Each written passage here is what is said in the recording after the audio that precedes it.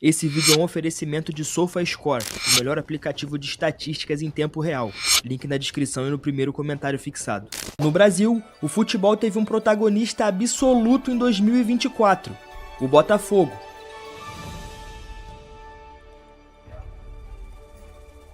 A equipe de General Severiano foi responsável por algumas das partidas mais impactantes da temporada e coroou o ano com dois dos principais títulos do continente, a Copa Libertadores da América e o Campeonato Brasileiro.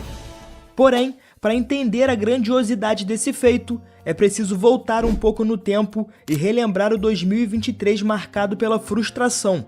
Naquele ano, o alvinegro viveu dois sentimentos opostos. Durante grande parte do Brasileirão, o time liderou com autoridade e alimentou o sonho de uma conquista que não vinha desde 95. Porém, as últimas rodadas foram traumáticas. A equipe sofreu derrotas inesperadas, deixou escapar uma vantagem histórica e viu o título nacional parar nas mãos do Palmeiras. Essa queda brutal deixou cicatrizes profundas, mas também gerou algo ainda mais valioso: ambição. Determinada a transformar a frustração em conquistas, a diretoria do Botafogo montou um projeto ousado para 2024. O clube trouxe o técnico português Arthur Jorge, que revolucionou o modelo de jogo e investiu pesado no mercado, contratando jogadores de impacto. Entre eles, o meio-campista argentino Thiago Almada e o atacante Luiz Henrique, dois dos reforços mais caros da história do futebol brasileiro. Com um elenco robusto, o Botafogo combinou força física, qualidade técnica e um estilo de jogo baseado em pressão alta e transições rápidas, características que definiram a sua temporada histórica. O ápice veio entre o fim de novembro e o início de dezembro, em um período de apenas 13 dias que mudaram a história do clube. No dia 26 de novembro, o Botafogo deu um passo decisivo ao vencer o Palmeiras por 3-1 em pleno Allianz Parque, praticamente encaminhando o título brasileiro. E poucos dias depois, no dia 30, o Glorioso viajou a Buenos Aires e derrotou o Atlético Mineiro por 3-1, garantindo de forma inédita a Copa Libertadores da América.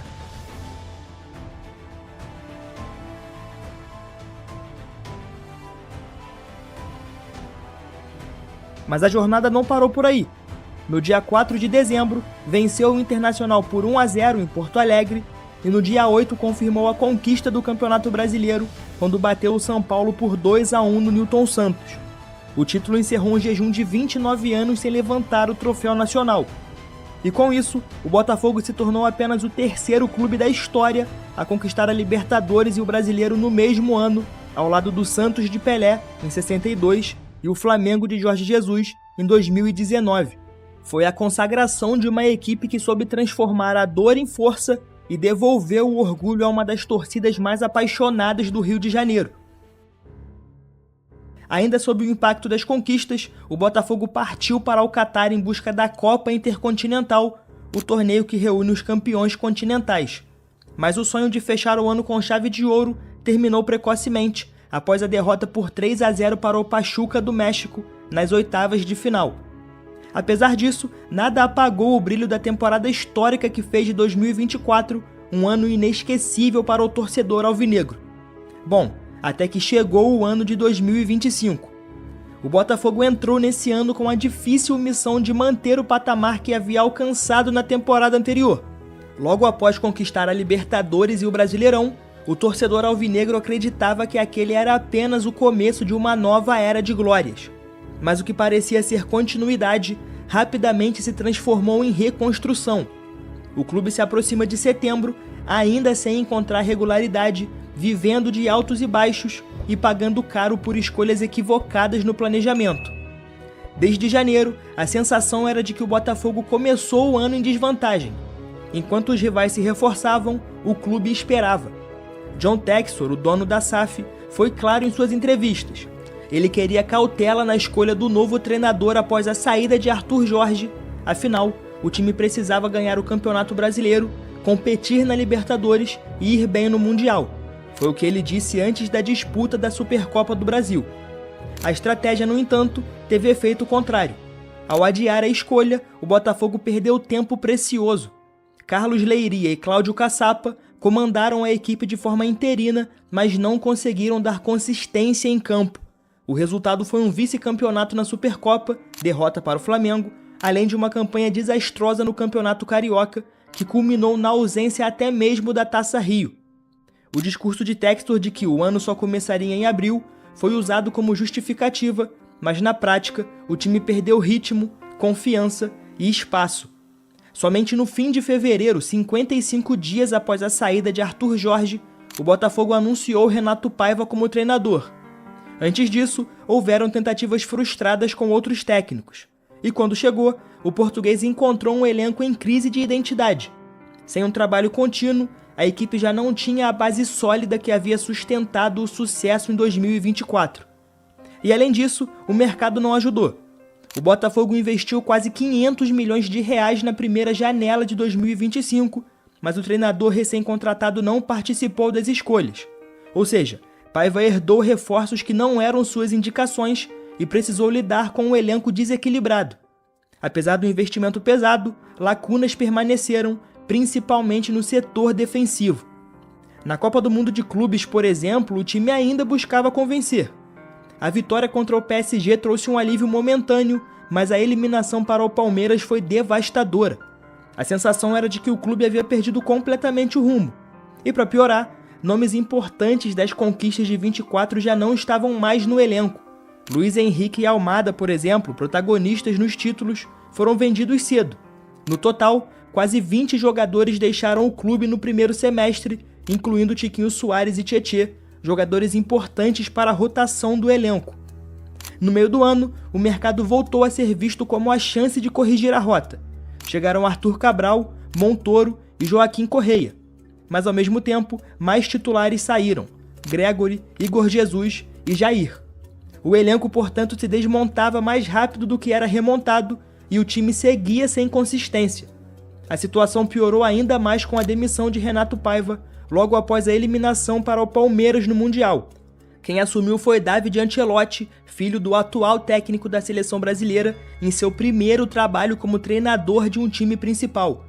O italiano mostrou personalidade, mas está enfrentando os mesmos problemas: um elenco desajustado e um calendário que não permite tempo para erros.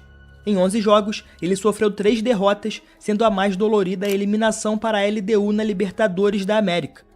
O setor defensivo virou um símbolo do caos. Bastos se lesionou no início do ano, Jair foi vendido e Caio Pantaleão se machucou em agosto. Sem opções, Ancelotti improvisou Marlon Freitas como zagueiro em plena derrota para o Palmeiras. O lateral Marçal também foi adaptado no setor. O clube tentou a contratação de Alex e Vinícius, mas o Atlético Goianiense recusou 3 propostas. A busca por um zagueiro virou novela que se arrasta até o fim dessa janela, que o prazo se encerra em 2 de setembro. E os números escancaram a diferença de uma temporada para outra. Em maio de 2025, o Botafogo já havia perdido mais jogos do que em todo o ano de 2024.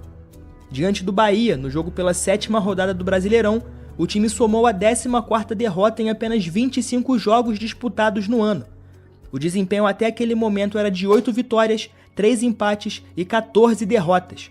Para se ter uma ideia do contraste, na temporada passada foram 43 vitórias, 19 empates e 13 derrotas em 75 jogos. Na gravação desse vídeo, inclusive, antes do clássico contra o Vasco pela Copa do Brasil, os números continuam instáveis. Em 49 jogos, o Botafogo tem 23 vitórias, 6 empates e 20 derrotas. Um aproveitamento que não condiz com o elenco milionário e com o status de atual campeão da Libertadores e do Campeonato Brasileiro.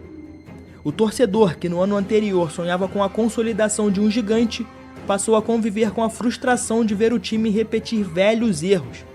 A temporada de 2025 se transformou em um verdadeiro teste de paciência. O que antes era euforia, agora se tornou cobrança. O que era confiança, virou dúvida, e o que antes era sonho, agora precisa de reconstrução. O Botafogo chegou a setembro de 2025 cercado por dúvidas e incertezas. O que parecia ser apenas um ajuste natural depois de uma temporada histórica, se transformou em um ano de altos e baixos que ainda não encontrou equilíbrio.